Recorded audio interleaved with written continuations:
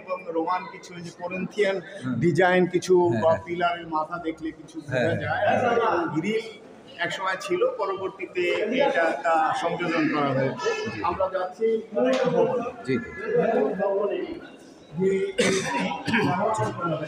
এখানে এই যে কলম্বি আর্চ কলম্বি র্যাক বা তা আর উপরের যে ব্রিক এটি আপনার সুলতানের শেষে এবং মুঘলের প্রারম্ভিক সময় এই পাতলা জাফরি ইট ব্যবহার হয়েছে। আচ্ছা আচ্ছা। এখানে একটি কেমিক্যাল ইউজ করা হয়েছে যাতে পড়ে না যায়। দেখানো হয়েছে যে কি নকশা ডিজাইনে এই স্থাপত্য শৈলীর ছাদের ঢালাইয়ের কাজ এবং এই বিল্ডিংয়ে উপরে ছাদে কোনো রড বা সিমেন্ট বালি ইউজ করা হয় না। এটা এই যে 25 বা 30 ইঞ্চি চওড়া যে ভীম যাতে উপরের ভারসাম্য রক্ষা করতে পারে সেই সম্ভাবনা রেখে কাজটি করা হয়েছে। আমরা যেমন দেখতে পাচ্ছি যে অপূর্ব এই সরকার বাড়ির মূল ভবনে। হ্যাঁ, এটি ছিল মূল ভবন। এরপরে আমরা সামনে যাব। আচ্ছা, এটাও সেম আর্চ। আমরা সেকেন্ড কোর্টিয়ারের দিকে যাচ্ছি।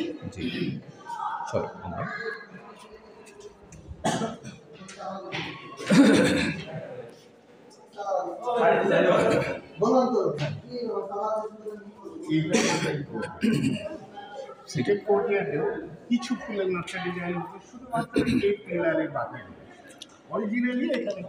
একটি সদিচ্ছা না থাকলে, একটি সরকারের সদিচ্ছা না থাকলে আমাদের অনেক প্রত্নতত্ত্ব নষ্ট হয়ে গেছে। আমরা দেখেছি। আমরা মনে করি যে এখানে যে অধ্যাপক ডক্টর আবু সাইদ আহমদের তত্ত্বাবধানে এই বাড়িটি বাংলাদেশের একটি বিল্ডিংয়ে প্রপার সমৃদ্ধ। আমাদের এটা আমাদের কি সমৃদ্ধ। যে ফুলের নকশা ডিজাইন যেভাবে ছিল আমরা ঠিক সেভাবে এবং এতে মুগ্ধ হওয়ার মতো যাতে আগামী 100 বছর এই ইতিহাস ঐতিহ্য এবং স্থাপত্য শৈলীর এই অনন্য নিদর্শনটি অবলোকন করতে পারে, যার জন্য আধুনিক ড্রেনেজ সিস্টেম এবং বিভিন্ন জায়গায় যে একটা ব্যবস্থা করা হয়েছে। আপনি এইখানে জব করছেন কত বছর? আমি এখানে প্রায় 25 বছর। 25 বছর। তাহলে তো আপনি এখানে সবচেয়ে বেশি কালের সাক্ষী হিসাবে, সংস্কারের সাক্ষী হিসাবে আপনি কর্মরত কর্মকর্তা কর্মচারী আপনি সবার মধ্যে আপনি মোস্ট সিনিয়র। এই জন্য আপনার কাছ থেকে আমার এত তথ্য জানার সৌভাগ্য হলো। বছরে প্রায় 15 লক্ষ দর্শক পর্যটক আসে। 15 লক্ষ।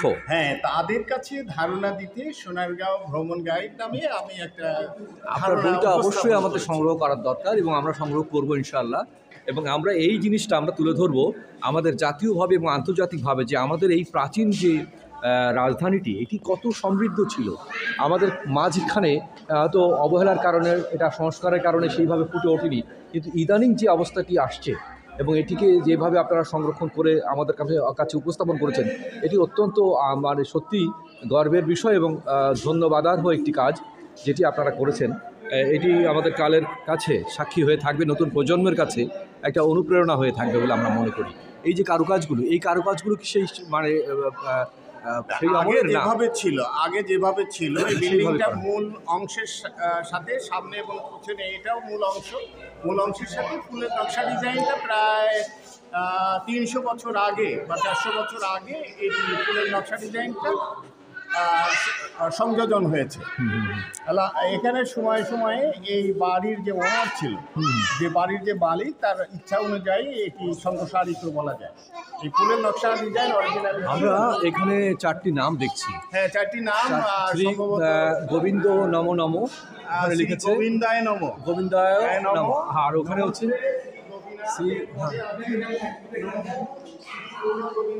শ্রী ঋষিকেশ, ঋষিকেশ আর হচ্ছে শ্রী গোবিন্দ। এখানে 2টার সম্ভাবনা আছে। হ্যাঁ, এই হলো 4টা দেবতার নামে বিষয় এখানে আসতে পারে। হ্যাঁ, অথবা লাস্ট ওনারের 4 ভাইদের বাড়ি ছিল হিসাবে এভাবে লেখা হয়। আচ্ছা। তবে আমরা এই জিনিসটিও নষ্ট করিনি, যেভাবে ছিল সেভাবে প্রতিস্থাপন করা হয়েছে। কি অপূর্ব সুন্দর, চোখ জোড়ানো, দৃষ্টিনন্দন কারুকার্য এখানে না এলে এই জিনিসটি স্বচক্ষে না দেখলে আপনারা বুঝতে পারবেন না। যারা এখনও আসেননি তাদেরকে আমরা আহ্বান করব যে আপনারা আসুন, দেখুন বাংলার প্রাচীন রাজধানী আমাদের কত সমৃদ্ধ ছিল। বাঙালি অনেক সমৃদ্ধ একটি জাতি। আমরা আজকে নিজেদের হীনমন্যতায় ভুগি যে আমরা আসলে এত সমৃদ্ধ ছিলাম না, এটি ভুল। বরং আমরা আগে অনেক সমৃদ্ধ ছিলাম, সেই ঐতিহ্য আমরা ধরে রাখতে পারিনি আমাদের হয়তো কিছু অবহেলা বা বেখেয়ালের কারণে। কিন্তু এখন যারা উদ্যোগ গ্রহণ করেছেন, আমার সৌভাগ্য, আমি যার সাথে কথা বলছি আমাদের একজন বিশিষ্ট লেখক এবং এখানকার যিনি একজন কর্মকর্তা, তিনি এ বিষয়ে গবেষণা করেছেন, গ্রন্থ লিখেছেন এবং এই যে বর্ণনাগুলো তিনি আমাদেরকে দিলেন এটি ভূতের মতো বিস্ময়কর। এবং এটি ইতিপূর্বে যারা এখানে সোনারগাঁয়ে ভ্রমণ করেছেন, আমার ধারণা এই তথ্যগুলো কেউ তুলে ধরতে পারেননি এবং তারা জানেন না, কারণ তার সাথে তারা হয়তো যোগাযোগই করেননি। যে এমন একজন ব্যক্তি এখানে আছেন যিনি 25 বছরের এই সংস্কারের সাক্ষী, তার সাথে যোগাযোগ আমারই সৌভাগ্য হলো এই প্রথম। এবং তিনি যে তথ্যগুলো দিলেন এটি আপনারা প্রথম জানলেন। এটি কিন্তু এইভাবে কেউ জানাতে পারেনি ইতিপূর্বে। সোনারগাঁওকে নিয়ে যারা কন্টেন্ট তৈরি করেছেন বা তথ্যচিত্র তৈরি করেছেন অথবা কোনো প্রতিবেদন আকারে উপস্থাপন করেছেন, তারা এই জিনিসগুলো এইভাবে তুলে ধরতে পারেননি। আমরা আশা করি আগামীতে যারা এখানে আসবেন তারা এই তথ্যগুলি সংগ্রহ করবেন। এখানে আমরা অনুরোধ করব আমাদের যিনি মাসুদ ভাইকে, যে তার লেখা বইগুলো যাতে এখান থেকেই সংগ্রহ করা যায়। এখানে কোথাও যদি সেল সেন্টার থাকতো তাহলে আমরা সেটা সংগ্রহ করতে পারতাম এবং যারা দর্শনার্থী তারাও সংগ্রহ করতে পারবে। আর আগামীতে আমরা আমাদের প্রতিষ্ঠানের একটি শাহরুখ শুভেচ্ছা বিপণী কেন্দ্র রয়েছে, জি সেখানে আমার লেখা বইগুলো পাওয়া যায়। পানাম সিটিতে পাওয়া যায় এবং রকমারি.com-এ মুজাম্মিল হক নামে সার্চ করলে আমার লেখা বই পাওয়া যায়। এবং বাংলা বাজারে গতিধারা সবগুলো বই আমার গতিধারা থেকে প্রকাশ। আমি একটা বই দেখেছিলাম অনেকদিন আগে আপনার লেখা, একে মোজাম্মেল হকের লেখা বইটি, তার উপরের প্রচ্ছদ করেছিলেন সম্ভবত রবীন্দ্র গোপ নামে একজন, তিনি এখানকার ডাইরেক্টর ছিলেন তখন। মূল বইটি লেখা ছিল মূল লেখাটি আপনারই লেখা ছিল। হ্যাঁ হ্যাঁ হ্যাঁ। এবং আমি দেখেছি যে আপনার লেখাটাই, আমি বুঝতে পেরেছি যে উনি সেখানে কিছু রং চড়িয়ে হয়তো ওনার সুনামটা নেওয়ার চেষ্টা করেছেন, কিন্তু আপনার পরিশ্রমটা ঢাকা পড়েনি, ধরা পড়েছে আমাদের কাছে যে আপনি যে এখানে মূল কাজটি করছেন সেটা আমরা বুঝতে পেরেছি। তো অনেক সমৃদ্ধ ছিল সেই লেখাটি। ওই বইটি আমি দেখেছি একজনের কাছে, আমি সেটাও সংগ্রহ করব। আর আমাদের এখানে আসার আরেকটি জিনিস, আপনাদের এখানে বাইরে থেকে দেখা যায় একটা পুকুর ঘাট, সেটি কোন দিক থেকে দেখা যায়? আমরা যাবো, আমরা এই দিক দিয়ে যাই। আমার জরুরি আছে। তারপরে তবুও আজকে যেটাই যাচ্ছে এটি ইউনেস্কোর কাছে শেষ হলো। হ্যাঁ হ্যাঁ, আমাদের থার্ড কোর্টিয়ার, সেকেন্ড কোর্টিয়ার আমরা শেষ করেছি, এবার থার্ড কোর্টিয়ারে প্রবেশ করছি আমরা। শুধু দর্শক মণ্ডলী, আপনারা এটি দেখলে বুঝতে পারবেন এটি হচ্ছে নতুন, এটা থার্ড কোর্টিয়ারের নতুন যে জায়গাটি সেটি দেখছেন, এবং এটি অফিস পারপাস ব্যবহার করা হয় আমরা জানতে পারলাম। এখানে মোট কতটি কক্ষ আছে? 85টি। মোট 85টি কক্ষ এখানে আছে, যে নিচতলা এবং দোতলা মিলে। এখন এখানে আমরা চলে আসছি সেই সম্মুখের, যেখানে আমরা রাজকীয় যে গেটওয়ে আছে সরকারবাড়ি, সেই রাজকীয় গেটওয়ের সামনে আমরা চলে আসছি। আমরা দণ্ডায়মান। এখানে কিছু ডেকোরেশন পিচ আছে।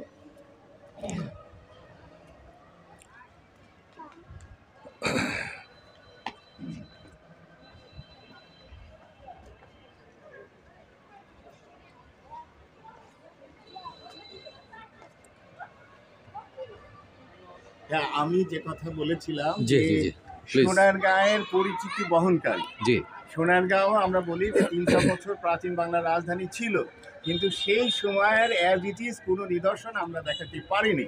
আমি সাহস করে বলেছি, লিখেছি যে এইটি সোনারগাঁয়ের সেই পরিচিতি বহনকারী অশ্বারোহী সৈন্য এবং তার মাথার হেলমেট এবং পায়ের জুতো, এটা যদি দেখি তাহলে আমরা বলতে পারি যে পর্তুগিজ এবং ওলন্দাজ যে সৈন্যের যে সমাবেশ একসময় আমাদের দেশে হয়েছিল, এটি যমুনা এবং এটি সোনারগাঁকে আইডেন্টিফাই করার একমাত্র চিহ্ন হিসাবে এটি বাংলাদেশ এবং বাংলাদেশের বাইরে যারা এই সোনারগাঁ পরিভ্রমণে আসেন, যারা ভ্রমণ পিপাসু, তারা এই স্থাপত্য মডেলটাকে দেখেন এবং এখানে তারা ছবি তোলেন। আমরা সেই রাজকীয় গেটওয়ের সম্মুখে দণ্ডায়মান, এবং এখানে উপরেও ফলকে নাম উৎকীর্ণ রয়েছে।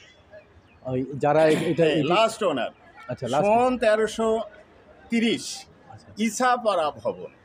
ইসাপাড়া ভবন এটা নাম আছে। ইসাপাড়া ভবন হিসাবে এটি করা হয় এবং এই বাড়ির বৈশিষ্ট্য যে সামনে একটি শান বাঁধানো ঘাটের পুকুর রয়েছে এবং বাড়ির পিছনেও একটি ঐতিহাসিক একটা পুকুর রয়েছে এবং এই রেস্টোরেশনের সময় একটি নতুন সংযোজন করা হয়েছে। যারা টিকিট কেটে আসতে পারবে না তাদের জন্য বেলকনি বসার এবং ছবি তোলার একটা জায়গা করে দেওয়া হয়েছে। বাহ, মানে এটি আমার মনে হয় যে স্থানীয় জনগণের জন্য একটা বড় প্রাপ্তি। হ্যাঁ, এটা তারা ধন্যবাদ আপনাকে। এবং যারা এই ইসাপাড়া ভবনটি আপনারা নাম ইতিপূর্বে শোনেননি, আপনারা এটা সোনারগাঁও ভবন বানিয়ে জানেন, কিন্তু এই প্রথম ইসাপাড়া ভবন এই নামটি জানলেন এই প্রথম। নাম অনুসারে কিনা এটি সন্দেহ রয়েছে, তবে আমার ধারণা যে বলা হয় ইশাখার নাম অনুসারে যে সোনারগাঁও, সেটি খুব দুর্বল কথা। এরও আগে সোনারগাঁয়ের মূল সূত্রপাতটা সেই সোনারগাঁয়ের নামকরণের ইতিহাস হলো সুবর্ণগ্রাম, যে মহারাজ জয়ধ্বজের সময়ে অত্র এলাকায় একটি সুবর্ণ বৃষ্টি হয়েছিল। এ থেকেই এর জায়গার নাম সুবর্ণগ্রাম।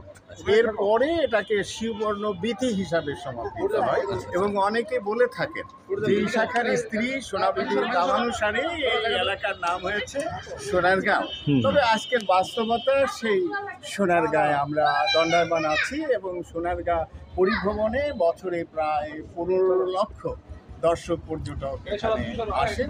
তাদের ইতিহাস, ঐতিহ্য এবং স্থাপত্য শৈলীর যে নমুনা, আমরা কতটা সমৃদ্ধশালী ছিলাম সেই 600 বছর আগে, বা আমাদের পূর্বপুরুষ কতটা সমৃদ্ধশালী ছিলেন, তারা আজকের এই সমস্ত স্থাপত্য শৈলী দেখে তারা অনুমান করতে পারে। ইসাপাড়া। আচ্ছা, ইসাপাড়াটা কিভাবে নামটি সংযুক্ত হতে পারে বলে আমার জানা নাই। এটা যেহেতু মৌজার নাম অনুসারে এখানে আছে ইসাপাড়া ভবন। এটা কি যেমন মুসার বাড়ি, ইসাখার ছেলে মুসা। আপনার কি মনে হয় যে ইসাপাড়াটা ইসাপুরা থেকে এসে? ইসাপুরা না, ইসাপাড়া না, কিন্তু এই নামটা ইসাপুরারই অপভ্রংশ হতে পারে। না, আমার যতটা ধারণা যে এই মৌজাটা ইসাখার নামানুসারে ইসাপাড়া হতে পারে। আচ্ছা। তবে আমি মনে করি যে ইশাখার সময় ইশাখার সাথে সোনারগাঁয়ের একটা সম্পৃক্ততা ছিল। আচ্ছা।